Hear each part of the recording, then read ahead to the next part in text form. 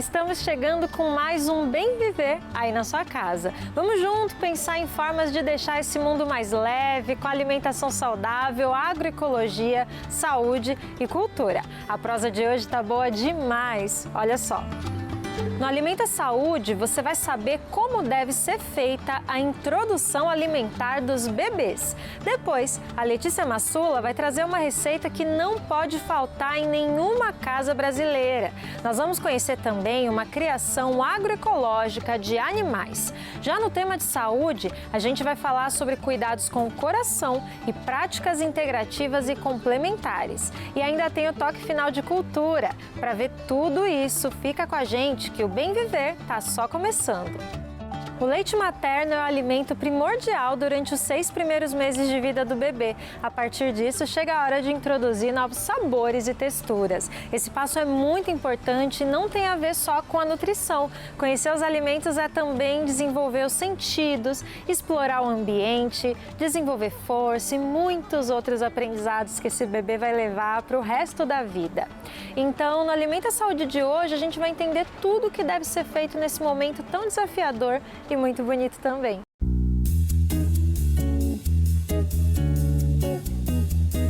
Os bebês chegam às nossas vidas e com eles desafios diversos.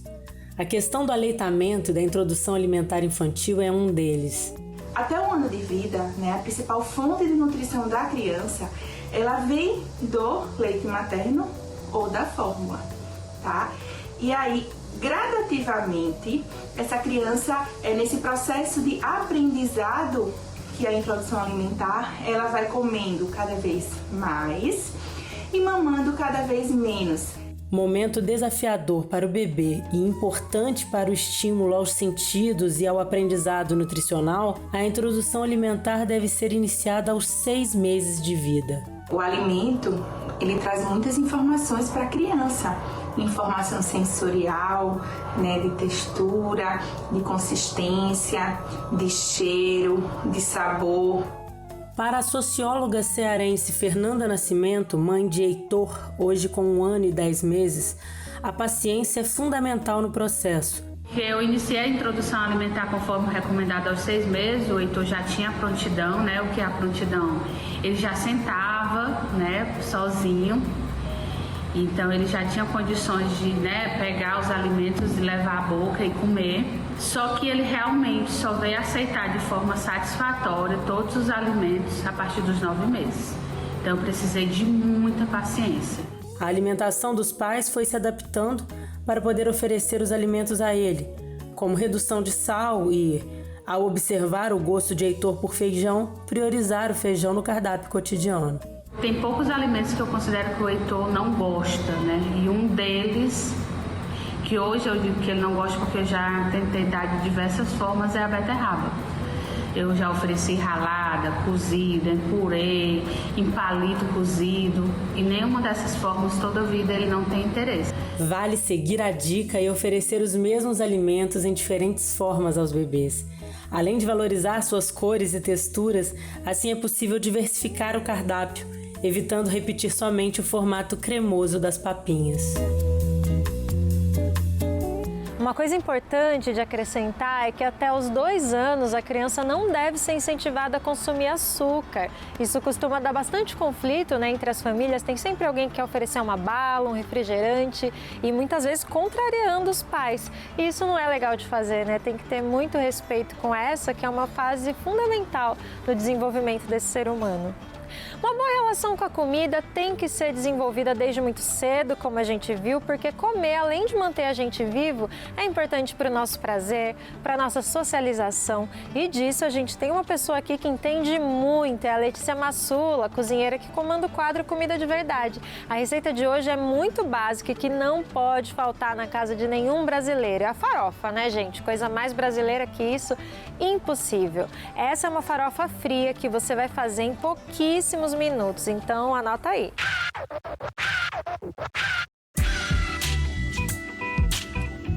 Oi Luana, tudo bom? Hoje eu quero ensinar uma receita que a minha avó sempre fazia. Uma farofinha fria de tempero. A graça dela é que tudo é cru. A única coisa cozida é o ovo. que é opcional da receita. E o mais legal, você pode fazer com o que você tiver à mão em casa. Pega aí os ingredientes, transforma numa farofinha fria que nem fogão precisa, de tão legal. Vem comigo que eu vou ensinar. Para a receita de hoje, você vai precisar de 2 xícaras de farinha de mandioca, 2 cenouras raladas, 3 ovos cozidos picadinhos, 1 xícara de salsinha, meia xícara de cebolinha, meia xícara de azeitona verde laminada, um mix de pimenta ardida, pimenta do reino, sal e açúcar e azeite. É só isso. Só tô cortando aqui a salsinha com talhe e tudo. Me interessa toda a textura da folha e do talo para a farofa.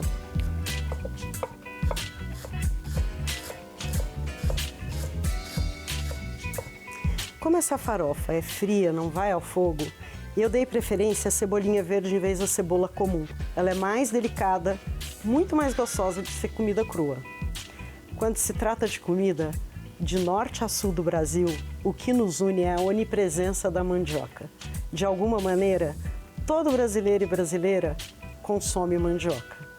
Das muitas maneiras de consumo desse importante ingrediente, base da nossa cultura alimentar, a puba, o tucupi, o beiju, as tapiocas, um deles é muito importante, é muito icônico. Estou falando da farinha de mandioca, esse presente que a gente ganhou dos primeiros moradores dessa terra, os donos dessa terra, os nossos ancestrais, que um dia foram conhecidos como Papa Farinha e também pela habilidade que tinham de jogar a farinha na boca sem perder um único grão. É dessa farinha que nós fazemos as nossas muitas farofas, que é um prato que vai do acompanhamento ao principal e que também define uma mania muito brasileira de carregar comida por aí. Eu não sei vocês, mas eu sinto muito orgulho de ser farofeira. Um dos segredos de um bom ovo cozido com gema dura sem clara borrachenta é cozinhar na água morna em temperatura mais baixa. Escolha a boca mais lerda do fogão e fica vigiando durante o cozimento para não ferver. Se ferver, coloca um pouquinho de água. Quanto mais baixo, mais textura legal você vai ter no final. Para fazer essa farofa, você coloca numa bacia a farinha, a cenoura ralada,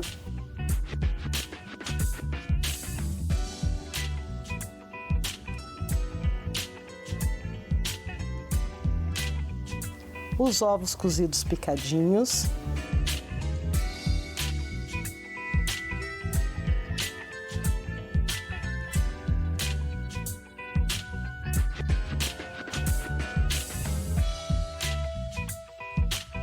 a salsinha laminada,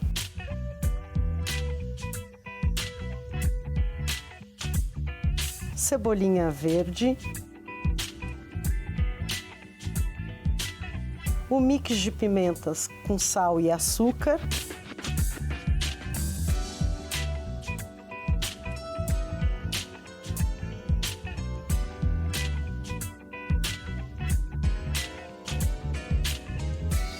colocou tudo na bacia, só misturar. É o justo sal, tá pronta. Isso mesmo, só isso. Se quiser variações, pode usar abobrinha crua ralada no lugar da cenoura ou mesmo beterraba. Também fica uma delícia acrescentar sardinha em conserva esfarelada. E é claro, coentro, sempre vai bem no tempero. Se fizer aí uma variação dessas, não esquece de passar aqui para contar.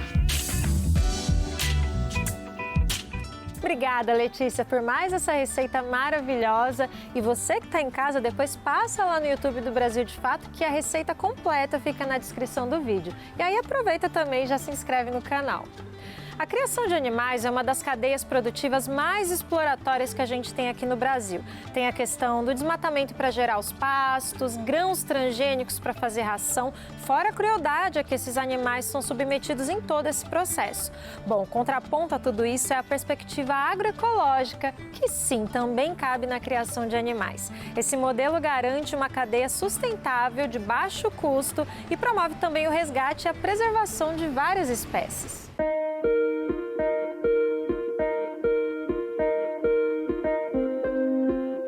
Um modelo de produção que, além de sustentável, reforça a identidade e a ancestralidade camponesa. Assim é a criação de animais por meio da agroecologia, técnica que hoje se expande entre as famílias rurais brasileiras. Dentro dos agrossistemas, os animais não servem apenas para o transporte, a geração de renda e ao suporte à produção dos alimentos. A lista de funções inclui também o controle biológico do ambiente e os benefícios que são gerados para a saúde das famílias, como garantir a segurança alimentar. A segurança alimentar que vem da agroecologia, a gente tem porque muda o pensamento da gente, como é que a gente fomos criados. Produzir, vender e comprar. Aí nós produzimos só uma coisa, vende e compra as outras coisas várias que tem. Na agroecologia, que eu trabalho aqui, eu acredito que a maioria dos agroecologistas, a gente trabalha primeiro para alimentar nós, a nossa família, a nossa diversidade, e depois, se tiver excedente, é que nós vendemos. No município de Caraúbas, no interior da Paraíba, Reginaldo Lima cria caprinos e ovinos e se define como um experimentador. Isto porque todas as respostas para a criação do agricultor estão dentro do seu próprio agrossistema. O agricultor não precisa utilizar ração industrializada, investir em vacinas, carrapaticidas ou qualquer outro insumo externo. É a própria vegetação do semiárido que funciona como medicamento para suas espécies crioulas, adaptadas à região. O animal que come jucá, ele não vai ter mastite, porque a vagem do jucá tem um poder antibiótico muito bom. O animal que come vagem de catingueira, ele combate o verme. Então o custo de produção para os animais diminui, porque também a quantidade de medicamento também diminui. Mas para você ter essa ideia de trabalho, você tem que ter esses animais que nós estamos criando aqui. Porque se você trouxer animais de fora, eles não vão se adaptar dessa mesma forma. Atualmente, poucas espécies crioulas são reconhecidas pelo Ministério da Agricultura e a perspectiva industrial impõe aos agricultores familiares a compra de animais exóticos. Ao comparar as duas formas de criação, a veterinária Marilene Melo destaca que a agroecologia, além de resgatar as espécies nativas, contribui para garantir os conhecimentos ancestrais associados a esses animais. Pensar a criação agroecológica significa você pensar o ambiente que você está e as possibilidades que ele oferece, né, em relação ao clima, à vegetação, inclusive ao espaço que se tem disponível dentro do agroecossistema para aquela criação, né? E pensar como aqueles animais, eles podem se integrar às outras atividades produtivas no ambiente e que, ao mesmo tempo, consiga responder às várias funções e finalidades que tem.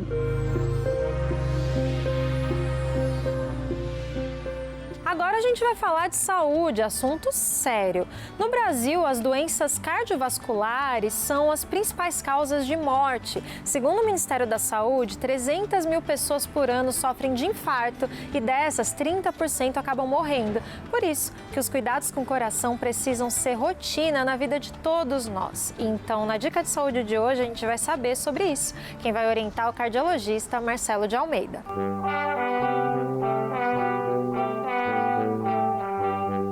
Hoje eu vou falar sobre algumas coisas que você pode fazer para a sua saúde do coração e dos vasos, a saúde cardiovascular. A primeira delas é parar de fumar.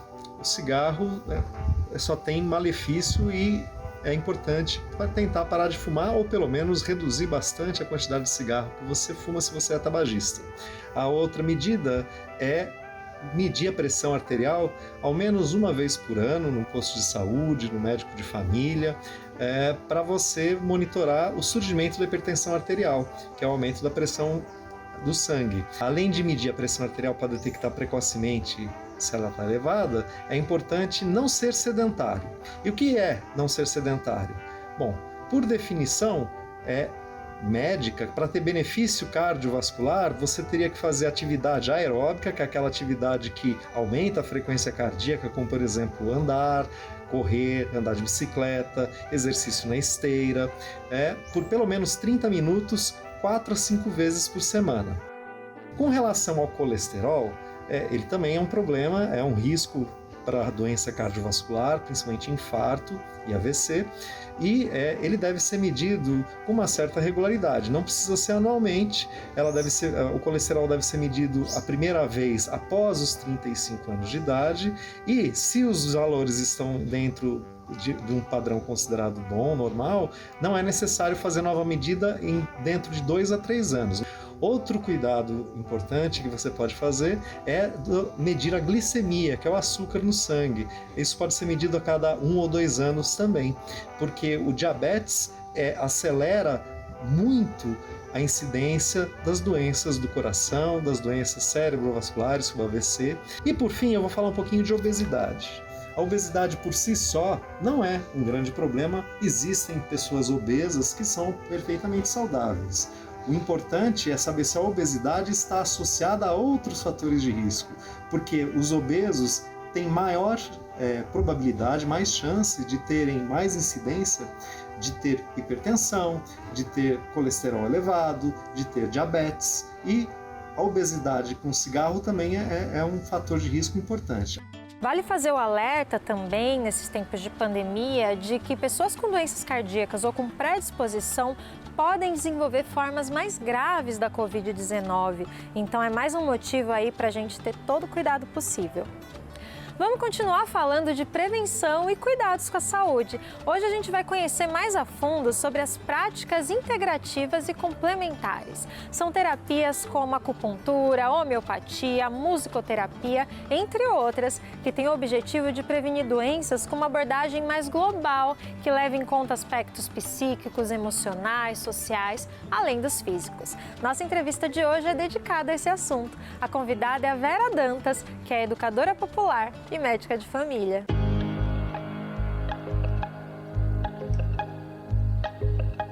São práticas que trazem essa dimensão da integralidade, essa dimensão de estarem pautadas a partir da saúde, a partir dessa perspectiva da harmonização, muitas delas pautadas numa ideia de interação, não apenas entre as pessoas, mas também entre as pessoas e a natureza, o universo, né? E que incorporam dimensões como além da dimensão psicológica, da dimensão emocional, da dimensão intelectual, incorporam também a dimensão da espiritualidade. Elas têm sido chamadas, a partir desta política de integrativas e complementares, porque se criou esta política no âmbito do SUS, numa perspectiva de que elas viessem para dialogar e para se complementar às práticas da biomedicina, que são as práticas hegemônicas ainda hoje, mesmo nos sistemas de saúde, no nosso Sistema Único de Saúde, o SUS. A importância de pensar essas práticas, né, é da gente pensar essa ideia do cuidado, né? Acho que o Leonardo Boff ele nos traz uma ideia de cuidado como essa relação amorosa em defesa da vida, das relações solidárias, das relações pacíficas entre os seres humanos e com os demais seres da natureza, e esse olhar que tem o cuidado como centralidade, né, que tem essa ideia de cooperação, de inteireza, essa ideia de que humaniza e que pensa a saúde como essa relação que incorpora a cultura, que incorpora a luta, que aí eu me lembro do conceito de saúde do Movimento dos Trabalhadores Sem Terra, né, que diz que saúde é a capacidade de lutar contra tudo que nos oprime. Todas as práticas que se dizem práticas integrativas trabalham exatamente com essa ótica que eu estou dizendo? Não exatamente, né? Há muitas práticas consideradas práticas integrativas e complementares que terminaram por ser vamos dizer assim, cooptadas por este olhar mercadológico, né? E que voltam para uma ideia que se tinha antes de alternativas. A importância de incorporar essas práticas no SUS é a importância de pensar, se o SUS traz uma ideia de universalidade, se traz uma ideia de integralidade, então é preciso pensar a integralidade numa perspectiva mais ampla, né? Numa perspectiva que vai além desse olhar biomecânico de entender o funcionamento da vida. E aí nós fomos atravessados por essa pandemia, né? E nessa pandemia, aí essas práticas que historicamente se faziam com essa proximidade física começam a pensar estratégias de se reconfigurarem.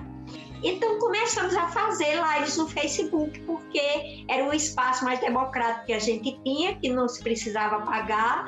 São coisas que estamos a experimentar como possibilidades, né? E que a gente precisa avançar, precisa potencializar mais.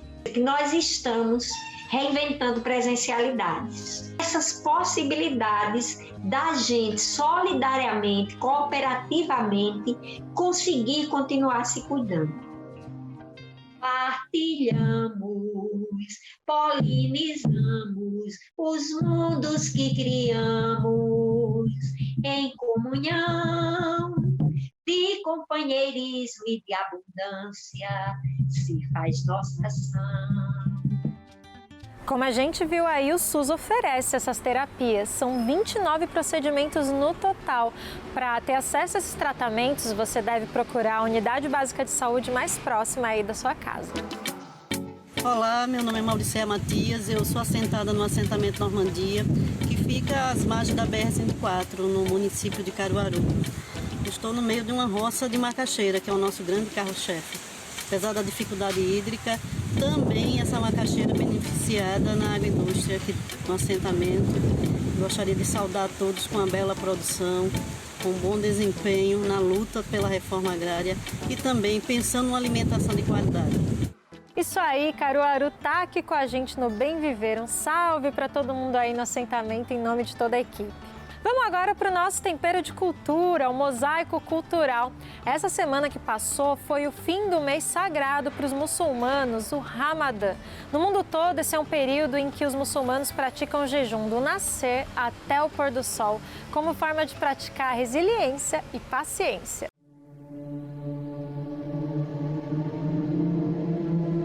O significado dele é essa conexão com o Corão, né? A gente se conecta muito com a religiosidade, com a espiritualidade.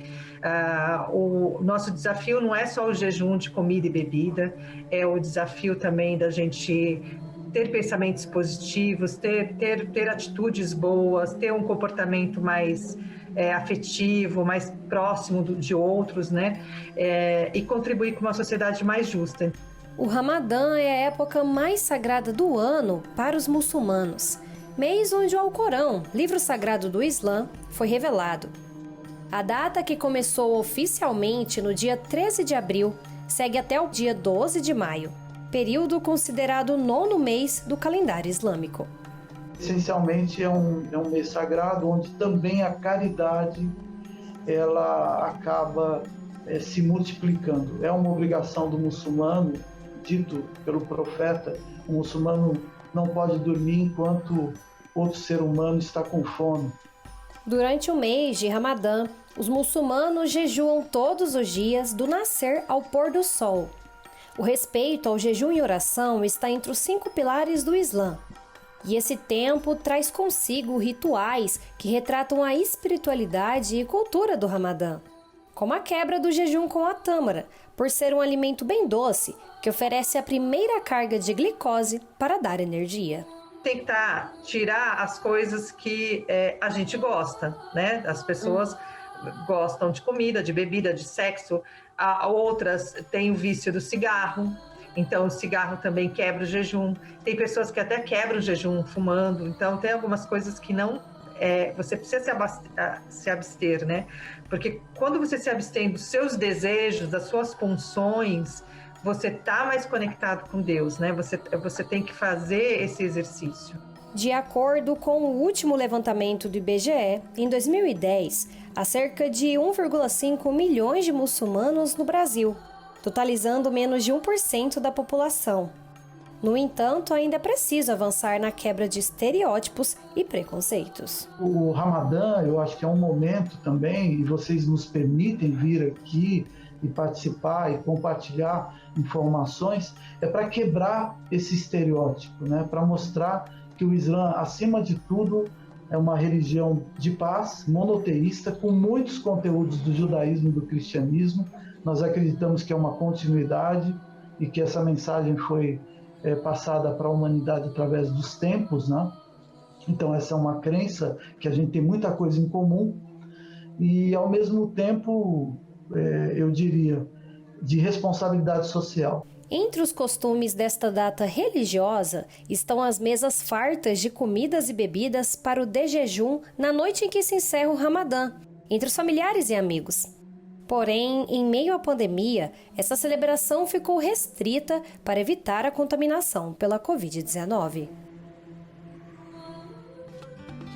É isso, gente. O programa chegou ao fim. Agradeço muito pela sua audiência preciosa. Você pode continuar acompanhando a versão de rádio do Bem Viver de segunda a sexta, às 11 da manhã. No nosso site tem todas as informações sobre como você pode sintonizar. É radio.brasildefato.com.br. Você também pode procurar por programa Bem Viver nas principais plataformas de áudio, caso você prefira podcast. Eu fico por aqui e te espero semana que vem.